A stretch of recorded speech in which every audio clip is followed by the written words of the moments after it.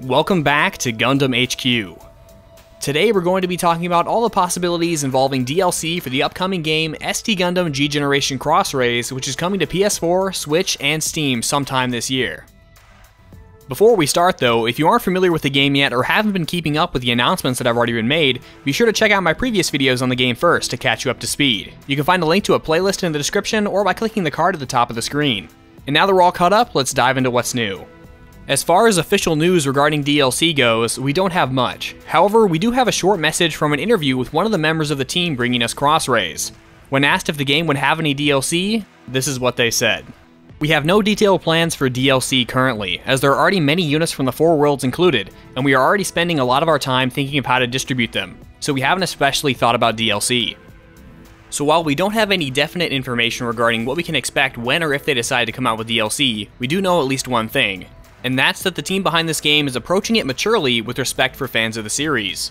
In modern gaming, we all too often hear about a game's season pass, or loot boxes, or other purchasable bonuses well in advance, showing that from the start, getting extra money out of your wallet has always been part of their plan. And I understand that selling games is a business, and they need to make their money back somehow. But as we can see here so far, the Cross Rays team's goal is to give us as much content as they can in the first run-through, with any DLC that we receive down the line being a second thought. An actual bonus, and not something that was removed from the base game and sold back to us at a higher price.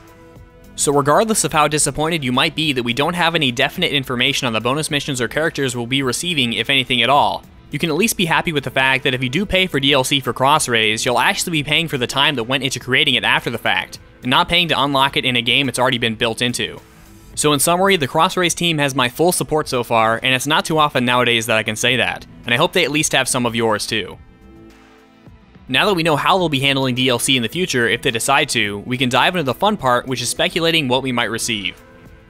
The first thing we're going to be looking at is some of the possible additions from inside of the 4 worlds present in the game already, those being Gundam Seed, Gundam Wing, Iron-Blooded Orphans, and Gundam 00. The first and most obvious option is simply adding more characters or mobile suits from the already present shows into the game, but we really can't speculate much on that because first we need to know what characters or mobile suits are missing from the final release. So we'll have to save speculation on that for a later date. However, we can speculate on the addition of new material that takes place in these 4 worlds. I have 2 in mind myself, with the first being Gundam Wing Frozen Teardrop. For those of you who are not familiar with it, it's a novel that follows the events of Wing and Endless Waltz and takes place roughly 20 to 30 years after the fact. They could potentially add new story missions, new mobile suits, new characters, or even updated versions of characters that have already been added to the game. There are plenty of options here, and I'm sure that the Gundam Wing fans out there will be more than willing to spend a few extra bucks to pick them up. Next, we have the addition of content related to the upcoming Iron-Blooded Orphans spin-off app, Hunt, which I probably mispronounced.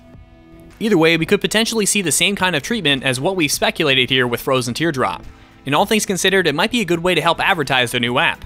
And we all know Bandai loves advertising their upcoming properties through additions to other games. And the G Generation series isn't a stranger to this either, as we saw with the addition of Lupus from Iron-Blooded Orphans to ST Gundam G Generation Genesis, an otherwise Universal Century focused game. Which leads me to 2 of my personal favorite possibilities, and some that are also fairly likely as far as I see it if they do decide to release DLC.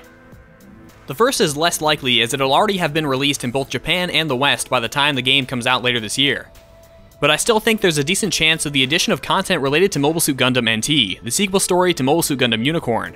Whether it be the addition of the Phoenix Gundam or the narrative Gundam itself with or without their respective pilots, I would be excited to see some NT related content make its way into the game.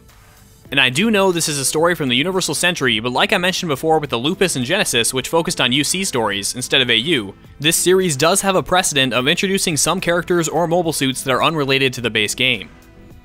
Next up, the much more likely of these 2 options, Mobile Suit Gundam Hathaway's Flash, an upcoming release which will be a few movies long, following the story of Hathaway Noah as the title suggests, and it's probably the most excited I've been for a Gundam release in a while.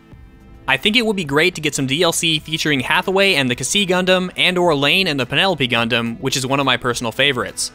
I think this choice makes sense as a nice bit of promotion for the movies and is a great way to appease fans like myself.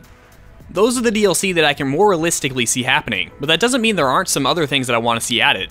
With Cross Rays functioning as the AU counter to the UC Genesis, it would be nice to see more AU series make their way in one form or another. With some of the biggest series that people are clamoring for in the comments being shows like G Gundam, Turn A, and Gundam X. Most likely, if we were to see any content from these shows or others like them, it would be through the addition of a couple of characters or mobile suits at most, which is disappointing, but it would be much better than getting nothing at all. If we do get any DLC for Crossrays, what do you think it'll be? Let's expand the discussion down in the comments. Leave a comment saying what DLC you think we're most likely to get, as well as the DLC that you want the most, but might not be so realistic. I look forward to getting to see all of your ideas. My two answers are one and the same, with my most likely choice and my favorite choice being the inclusion of characters from Hathaway's Flash, namely Lane and the Penelope Gundam. If you're looking for more information on SD Gundam G Generation Crossrays or Gundam in general, be sure to subscribe to the channel with notifications turned on, or follow my Twitter at GundamHQ to stay up to date on all things Gundam. And if you're looking for a place to meet and talk with fellow Gundam fans, feel free to join the Gundam HQ Discord server. You can find the link to join in the description below. As always, thank you for watching, and this is Gundam HQ, signing off.